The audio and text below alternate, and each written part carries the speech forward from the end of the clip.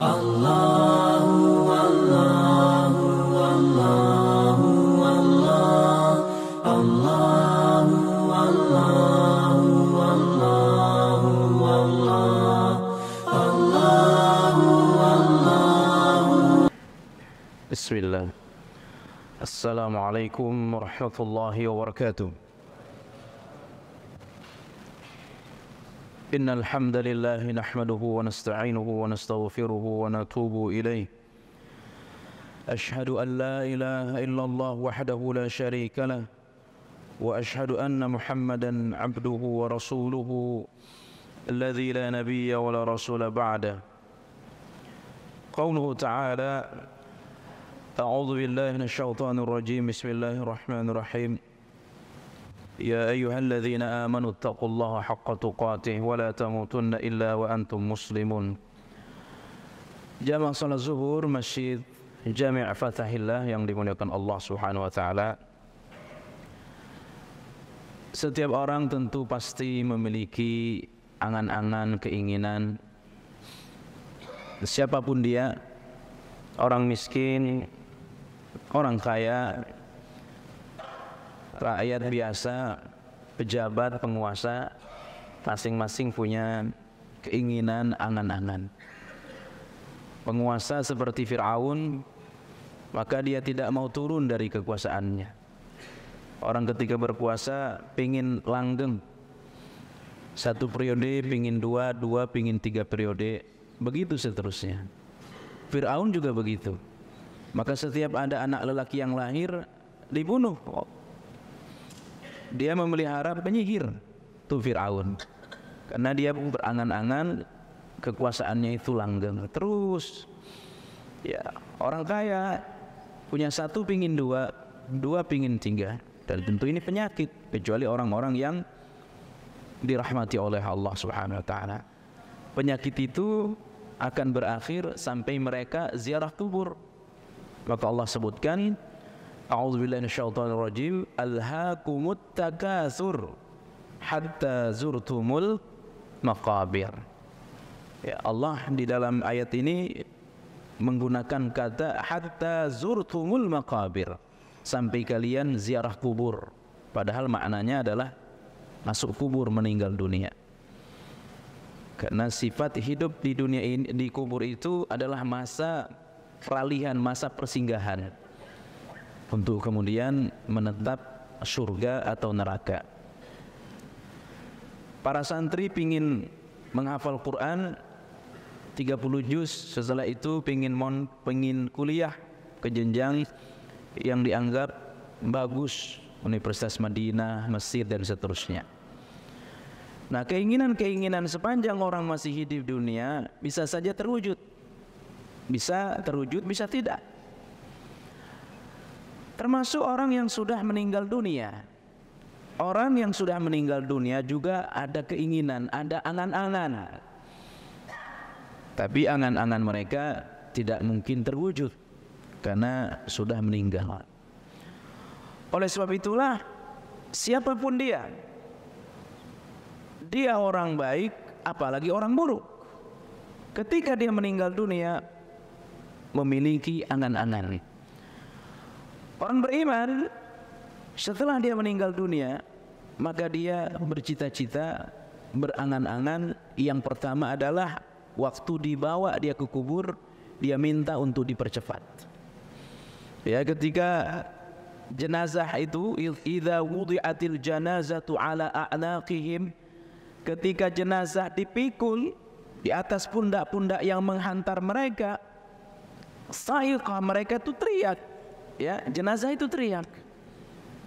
Jika dia orang baik, in kanat salihatun, jika dia orang baik, maka dia teriak, qaddimuni, percepatlah aku, percepatlah aku.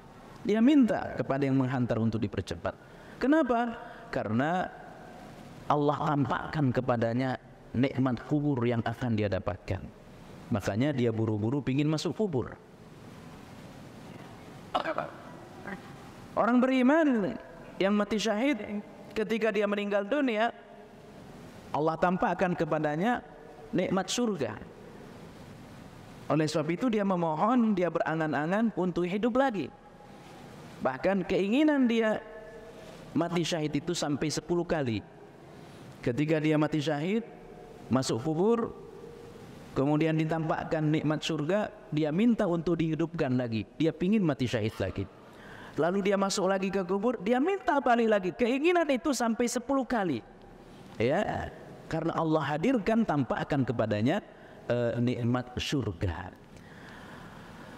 Setelah dimasukkan ke dalam kubur orang beriman tadi, orang baik, insya Allah kita semua mudah-mudahan. Lalu didatengin oleh 2 malaikat, menanyakan perkara yang sungguh kita sudah tahu, pertanyaan dan jawabannya kita juga sudah tahu, tapi ketika menjawab tentu tidak semudah yang kita bayangkan sekarang. Orang-orang beriman mudah dia jawab karena lidah mereka dikuatkan oleh Allah.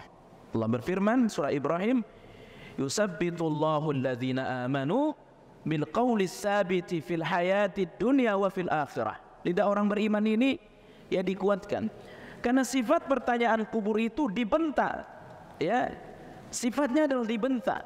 Makanya ulama menyebut ini adalah fitnah kubur, setiap orang akan mengalaminya, ya, orang baik, orang buruk, ahli tauhid, ahli syirik pasti akan mengalami yang namanya fitnah kubur, bentakan malaikat menanyakan tentang siapa Tuhan kita. Ya, 3 pertanyaan yang kita sudah paham. Nah, orang beriman ketika dibentak santai-santai saja dia karena dia dikuatkan oleh Allah Subhanahu wa taala. Setelah dia menjawab pertanyaan dengan benar, Allah nampakkan kepadanya nikmat surga. Maka dia minta kepada Allah sebagai bentuk angan-angan dia, ya Rabb aqimis sa'ah, duhai Allah percepatlah hari kiamat. Kenapa? Dia sudah tidak betah di kubur. Padahal di dalam kubur dia merasakan kenikmatan. Kubur orang beriman, kubur orang soleh itu 60 kali 60, dalam riwayat yang lain 70 kali 70, ya, 70 hasta. Itu keadaan kubur orang beriman, lebih besar dari yang kita tempati sekarang. Dia merasakan nyaman. Makanya kubur orang beriman itu disebut, ya, taman dari taman surga. Ya, taman dari taman surga. Kalau kubur orang kafir, kubur pendosa, hamparan neraka. Pagi sore di dalam kubur Allah tampakkan kepadanya nikmat surga. Makanya dia berangan-angan. Apa angan-angannya? Ya Rabb aqimis sa'ah, duhai Allah percepatlah hari kiamat. Karena dia buru-buru ingin masuk surga. Ya, tentu itu tidak mungkin dijabah, tidak mungkin dikabulkan karena ada proses menunggu hari kiamat. Nah, Bapak Ibu yang dimuliakan Allah Subhanahu wa taala, orang kafir, pendosa, ya, dia juga punya keinginan, memiliki angan-angan. Ya, setelah meninggal dunia, ketika dia bawa ke kuburan, dia pun teriak dengan teriakan yang sangat lantang. Lau sami'an nas, andai manusia terutama yang menghantarnya itu mendengar suara teriakannya, maka yang menghantar itu pun pingsan mendengar suara teriakan dia itu. Apa teriakannya? Aku ini mau dibawa kemana? Kembalikan aku ke keluargaku. Dia ketakutan, ya, dia ketakutan karena Allah tampakkan kepadanya azab kubur. Ini baru dipikul, saat dipikul mau diantar ke kuburan, ya, maka dia teriak, kembalikan aku ke keluarga. Tentu angan-angan ini tidak mungkin, mau tidak mau ya pasti harus masuk kubur, ya. Nah, ketika dia masuk kubur, sudah dia dibentak dengan pertanyaan yang dia tidak bisa menjawab. Padahal cukup dikatakan Allah, ya Muhammad, Islam. Ya, jawaban yang sangat mudah dan sederhana. Tapi lidahnya itu dikunci, tidak bisa dia buka. Dia hanya bisa berkata, la adri, la adri. Itulah ucapan pendosa, itulah ucapan orang kafir, pelaku syirik, pelaku bid'ah. Ketika ditanya di alam kubur, dia berpikir, kayaknya jawabannya saya tahu. Itu maknanya kata ulama, makna dari La adri, kayaknya saya pernah tahu tuh. Kayaknya dia bisa dia pingin ucapkan tapi tidak bisa. Allah, Muhammad, Islam. Dia pingin lontarkan 3 ucapan itu tapi dia tidak bisa mengeluarkannya. Begitu dia tidak bisa menjawab, maka dia dipentung, dia dipukul. Kata Nabi, pukulan itu andaikan dipukulkan ke gunung yang paling besar di dunia ini, hancurlah gunung itu. Ya. Nah, pukulan itu dihantamkan ke kepala orang yang tidak bisa menjawab tadi. Maka pecah kepalanya lalu normal lagi. Itulah keadaan orang kafir, keadaan pelaku syirik, pendosa di alam kubur. Nah, Bapak Ibu yang dimuliakan Allah Subhanahu wa taala, itu angan-angan yang pertama. Setelah dia menjalani kehidupan di alam kubur, maka dia punya angan-angan yang lain. Suatu ketika kata sahabat Abu Hurairah radhiyallahu anhu, marra Rasulullah sallallahu alaihi wasallam biqabrin. Kami bersama Nabi melewatin kubur. Ya, kalau kita ngelewatin kubur, tentu di antara adabnya kita ngucapin salam.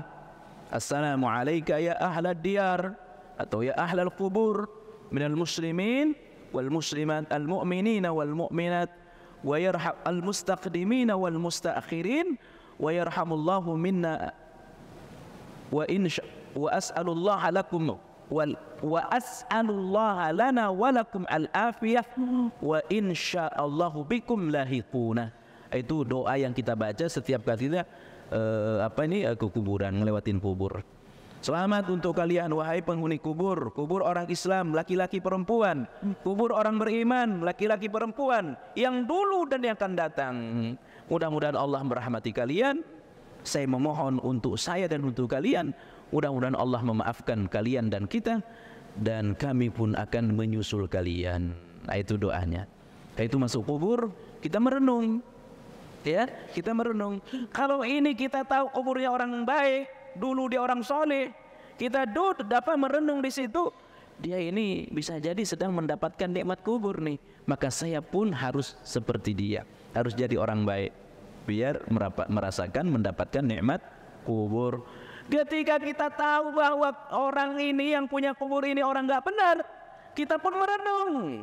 Ya, jangan-jangan dia sedang diazab di kubur nih. Ya, saya pun tidak boleh seperti dia. Biar saya tidak diazab, maka saya harus menjadi orang baik.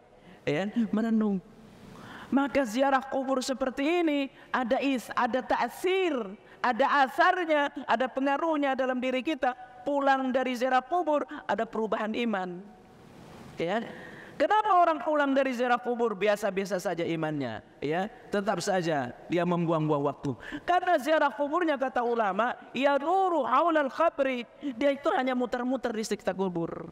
Ya, yang lebih parah foto-foto di sekitar kubur. Maka ziarah kubur seperti ini nggak bakal bermanfaat terhadap keimanannya. Ya, makanya ziarah kubur yang paling bagus itu malam sendirian. Nabi tiba-tiba bersama Aisyah tidur nih. Tidur kok bangun Nabi nggak ada. Ternyata Nabi sedang ke Baqi, sedang ziarah kubur ke Baqi malam hari sendirian. Coba diawalkan jam 2 malam, malam Jumat sendirian, insya Allah ngaruh tuh kepada diri kita. Bisa jadi ngaruh kita sakit karena ada suara dikit dianggap suara syaitan, suara jin, padahal nggak benar. Bapak Ibu yang dimuliakan Allah SWT, dia menjalani kehidupannya dalam kubur. Lalu Nabi tanya, man sahibu hadzal qabri? Ini kubur siapa nih, kata Nabi. Ya, Nabi nanya kepada Abu Hurairah, nanya kepada sahabat, man sahibu hadzal qabr? Ini kuburnya siapa? Fulan, kata Abu Hurairah. Ini kuburnya si Anu, ini kuburnya si Anu. Dia ini, kata Nabi, ya, 2 rakaat bagi dia itu lebih dia cintai daripada baqiya minad dunya, dari dunia dan seluruh isinya. Artinya dia berangan-angan, kalau Allah kasih kesempatan dia hidup, dia pingin sholat 2 rakaat. Ya, dia minta kepada Allah di dalam umurnya dikembalikan ke dunia sesaat saja, dia pingin sholat 2 rakaat saja. Setelah itu masuk kubur lagi. Inilah angan-angan orang setelah meninggal dunia. Pingin balik ke dunia, Ya, untuk apa? Untuk sholat meskipun hanya 2 rakaat. Maka tepatlah kata Nabi, raka'ata qabla al-fajri khairum minad dunya wa ma fiha. 2 rakaat sebelum subuh lebih baik daripada dunia dan seluruh isinya. Ini sunnahnya, apalagi yang wajibnya. Kenapa salat yang dia minta? Karena penderitaan yang berat itu disebabkan salat. Ya, dan kubur menjadi terang karena salat. Bapak Ibu yang dimuliakan Allah Subhanahu wa taala, ketika kita menghantar orang, dihantar ke kubur itu 3 yang ngantar. Yatba'ul mayyita salasatun, kata Nabi. Orang masuk kubur dihantar 3. 2 kembali ke rumah, 1 bersamanya di kubur. 2 yang kembali itu keluarga dan harta. Secinta apapun seorang suami kepada istri, ya, atau istri kepada suami, suami masuk kubur, nggak ada ceritanya masuk kubur bareng tuh. Saya cinta suami saya, masukkan saya bersamanya, nggak ada. Ya, balik ke rumah, habis masa iddah, nikah lagi, sudah punya suami baru. Seorang suami ngantar istri ke kubur, nangis, ya, bercucuran air mata. Seminggu setelahnya udah punya istri baru dia. Gak ada ceritanya orang masuk kubur bareng.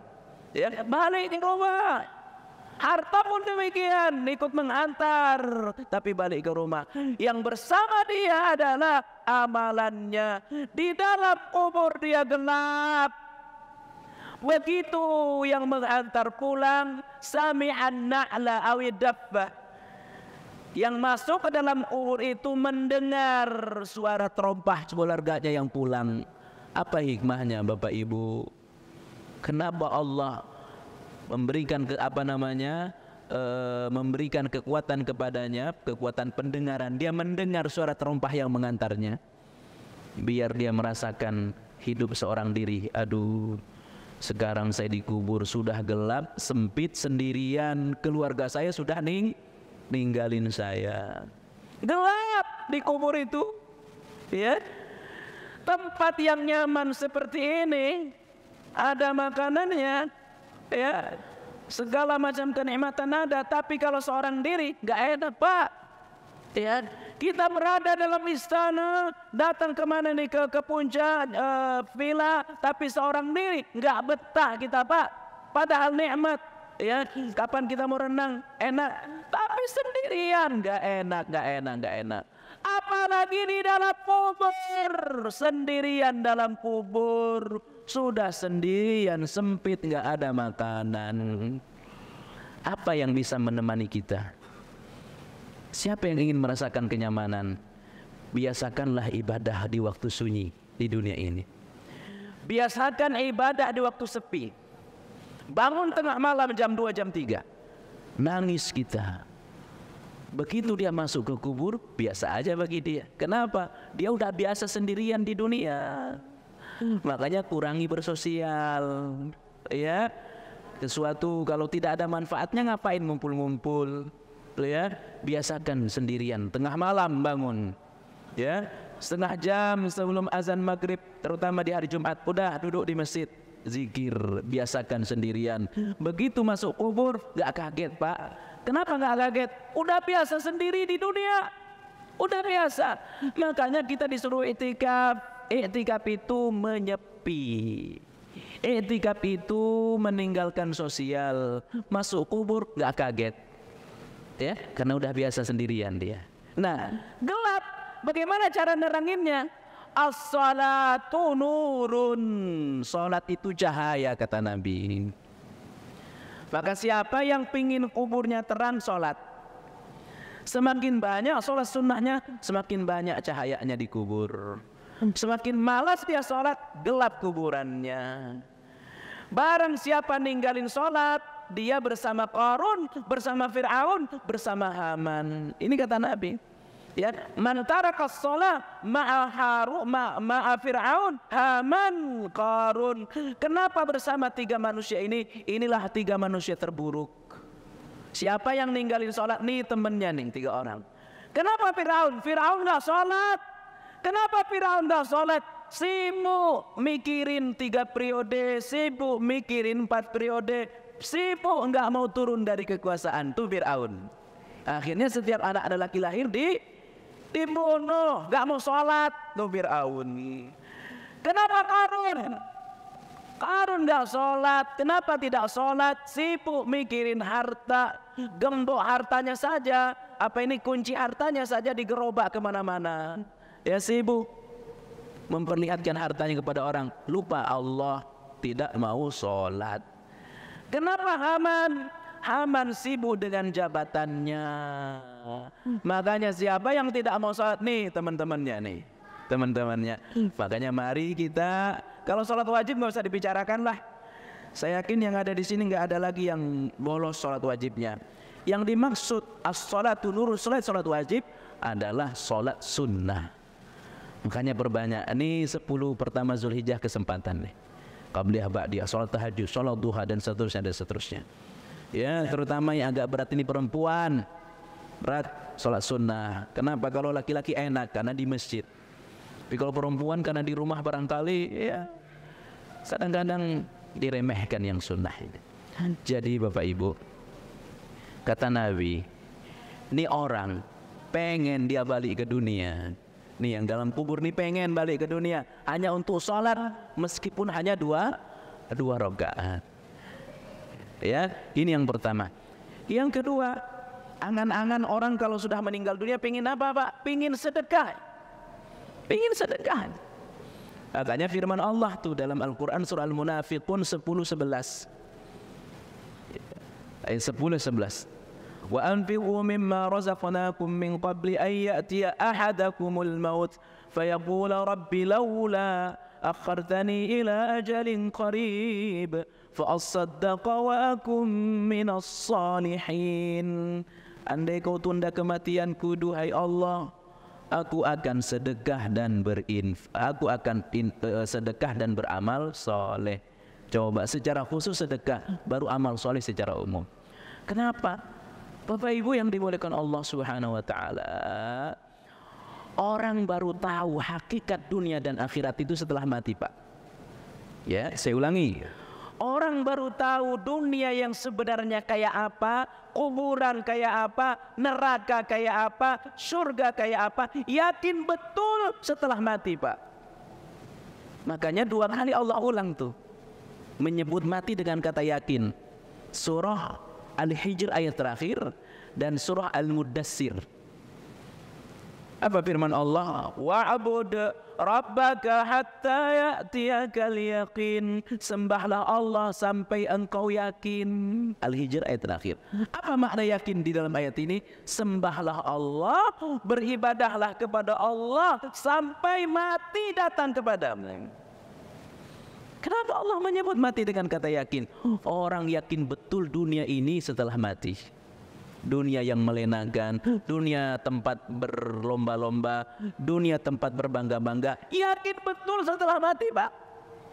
Sepanjang hidup dunia bisa yakin, bisa berkurang yakinnya, bahkan tidak yakin. Ya, banyak orang tua bangga-banggain anak. Ya, penghasilan anaknya satu kampung tahu, orang tuanya cerita. Kenapa? Dunia begitu, tempat bangga-bangga. Zuyyina linnas hubbu syahawat minan nisa'i wal banina wal qanatiril muqantarati minadz zahab. Dunia itu tempat begitu. Baru yakin itu, Pak, setelah mati. Kita cerita azab kubur, dipukul, ya, itu baru yakin betul setelah masuk kubur. Kalau sekarang bisa yakin, bisa lupa, ya. Kita kalau udah kembali ke pekerjaan kita, kembali ke istri, kembali ke anak, banyak lupanya. Baru yakin betul setelah ada orang dipukul di kubur. Ya, setelah kuburnya hijau seperti taman surga. Inilah orangnya kita semua. Insya Allah kita nanti masuk surga mudah-mudahan. Itu yang pertama. Yang kedua, surah Al-Muddassir. Ketika penghuni surga masuk surga, penghuni neraka masuk neraka. Neraka sakar. Penghuni neraka sakar nanya itu, "Ma salakakum fi saqar?" Qalu lam naku minal musallin wa lam naku nut'imul miskin wa kunna naqudu ma'al khaidin wa kunna nukadzibu biyaumiddin hatta atana al-yaqin. Kata penghuni surga, kenapa kau masuk neraka sakar? Ini ngeledek, Pak, ngeledek. Penghuni surga itu apa namanya? Jangan ngeremehin. Sebagai rasa syukur, alhamdulillah kami masuk surga. Ngelihat penghuni neraka sakar, kenapa kau masuk neraka sakar? Dulu kerjaan orang kafir, pendosa nertawain orang beriman, Pak. Giliran nanti di hari akhir orang beriman nertawain. Kenapa kau masuk neraka sakar? 4 jawabannya. Yang pertama adalah karena dulu kami tidak sholat, ninggalin sholat. Yang kedua karena kami tidak memberi makan kepada orang miskin. Yang ketiga senang bermain, senang buang-buang waktu, senang senda gurau. Yang keempat lupa akan hari akhir. 4 kebiasaan buruk itu berlalu dalam hidupnya sampai kapan? Hatta atanal yakin, sampai kematian datang kepada kami. Allah kembali menyebut kata mati dengan kata yakin. Jawabannya, orang baru yakin betul akan hari akhir setelah mati. Orang yakin betul manfaat sedekah setelah mati, maka yang dia minta kepada Allah, beri kesempatan saya hidup ya Allah, saya ingin sedekah. Ya, kadang-kadang kita ya yakin, kadang-kadang lupa. Apalagi kalau sudah banyak kebutuhan, ya infak dikesampingkan. Kalau para sahabat siapkan diri, siapkan harta, perang Tabuk, seluruh harta diserahkan Abu Bakar. Yakin dia. Ya, nah kita yakin nanti setelah mati. Sekarang juga yakin, tapi kadang kurang, kadang naik yakin kita, kadang kurang. Di hari akhir yakin betul akan manfaat sedekah. Nah, kita disuruh sedekah sebanyak-banyaknya, secara umum laki perempuan. Tapi secara khusus Nabi pernah bersabda, ya ma'syaral nisa tasaddaqna fa inna kunna aksaral finnari, kata Nabi. Wahai para perempuan kata Nabi, banyak-banyaklah sedekah. Kenapa? Karena mayoritas penghuni neraka itu perempuan. Ini kata Nabi, Pak, bukan kata saya. Makanya disuruh banyak sedekah tuh perempuan. Kenapa mayoritas penghuni neraka perempuan? Kenapa mereka mayoritas neraka? Yang furnar asyirang, karena perempuan ini punya kebiasaan melupakan ribuan kebaikan suami hanya karena satu kesalahan suami. Satu kesalahan suami, ya, itu menyebabkan ribuan kebaikan suami itu terlupakan. Makanya harus ditutup terus dengan banyak sedekah. Ya, yang terakhir, angan-angan orang setelah meninggal dunia. Ini angan-angan orang baik dan orang buruk. Firman Allah surah Al-Fajr ayat 24. Ya laitani qaddamtu li hayati. Aduhai celaka diriku terhadap apa yang aku lakukan dulu di dunia. Kata Ibnu Katsir, Pak, makna ayat ini, siapapun di hari akhir pasti nyesal. Orang kafir, orang Islam pendosa, mati membuat dosa pasti nyesal. Kenapa saya dulu berdosa? Akhirnya saya sengsara sekarang. Orang beriman dapat nikmat kubur, beriman masuk surga, nyesal juga, Pak. Kenapa dia nyesal? Kenapa dulu tidak total dalam beribadah? Ya. Kenapa dulu tidak setiap Senin Kamis puasa? Kenapa dulu tidak setiap malam sholat tahajud? Kenapa dulu tidak setiap waktu sholat duha? Kenapa suka bolos-bolos sholat berjamaah? Nyesal, padahal udah masuk surga, Pak. Nyesal, padahal sudah dapat nikmat kubur. Kenapa? Tidak maksimal, tidak total dalam beribadah. Oleh sebab itulah ada satu riwayat, ada satu cerita, 2 orang sahabat tabi'in, ya. Hayya nazhab ila ahlil akhirah. Ayo kita pergi ke penghuni hari akhir, maksudnya itu penghuni kubur. Begitu mereka sampai berdua, fantalaqa, duanya pergi berangkat sampai di kubur. Nanya temannya, ini kira-kira ini dia ini sedang ngapain dan pengen apa? Yang satu menjawab, dia pengen balik ke dunia. Ya, yastamta' wa yuslih, katanya. Dia pengen balik ke dunia, dia pengen menikmati ibadah dan pengen banyak menebar kebaikan kepada orang. Kata yang satunya, loh dia kan yang akhir, nggak mungkin. sekarang yang hidup di dunia itu kita. Maka saatnya kita lebih menikmati ibadah. Saatnya kita lebih banyak menebar kebaikan kepada orang. Karena dia udah mati, nggak mungkin angan-angan dia terpenuhi. Kita ini jangan berangan-angan lagi kita. Ya, sekarang waktunya kita menikmati ibadah. Lebih menikmati ibadah, lebih khusyuk ketika sholat, lebih khusyuk ketika zikir. Ya, lebih sering duduk di majelis ilmu. Sekarang saatnya. Setelah itu, selang beberapa waktu dia pun meninggal dunia. Ya, artinya apa Bang Ibu? Sebelum penyesalan itu datang. Karena semua orang pasti nyesal. Penghuni neraka nyesal, termasuk penghuni syurga. Mudah-mudahan sepanjang perjalanan hidup yang Allah berikan ini, sisa-sisa umur kita ini, karena hakikat dari dunia umur ini kan bertambah tapi sebenarnya berkurang.